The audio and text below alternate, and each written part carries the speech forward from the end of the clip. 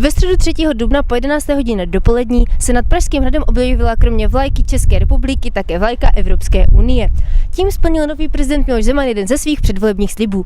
Slavnostního ceremoniálu styčování vlajky se zúčastnil také předseda Evropské komise José Manuel Barroso. Plápolání vlajky má své příznivce i odpůrce, proto jsme se znovu vydali do ulic a ptali se vás, co vy na to? No, tak myslím si, že ta vlajka Evropské unie by tam vůbec neměla být, jako myslím si, že jsme český stát a že by tam měla být pouze česká vlajka, asi takhle. Jako nějak to neodsuzuju úplně, že to tam někdo přidělal, ale jako zbytečná práce.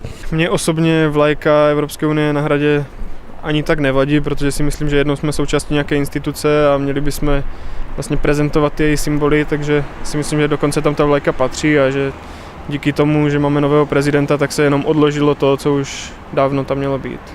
Jestli by tam měla být, no tak jsme členem Evropské unie, mohla by tam být a je to věc názoru a vkusu a můžu říct, že nad tímhletím jsem se ještě nezamyslela, takže nemám nějaký vyhraněný názor, nejsem zastánce Evropské unie, nejsem její odpůrce, takže je mi to fuk. No tak já se o politiku nezajímám, takže vlastně takové témata jdou mimo mě a nemám s tím vůbec co dočinění, takže.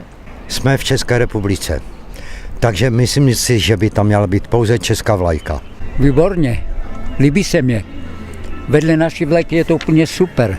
Vlajka Evropské unie na hradě mi nevadí. Pan Zeman neudělal nic nového, ale prostě se jedná o to, že pan Václav Klaus, náš bývalý pan prezident, byl vyloženě proti Evropské unii a teď udělal náš nový pan prezident to, co by se mělo udělat.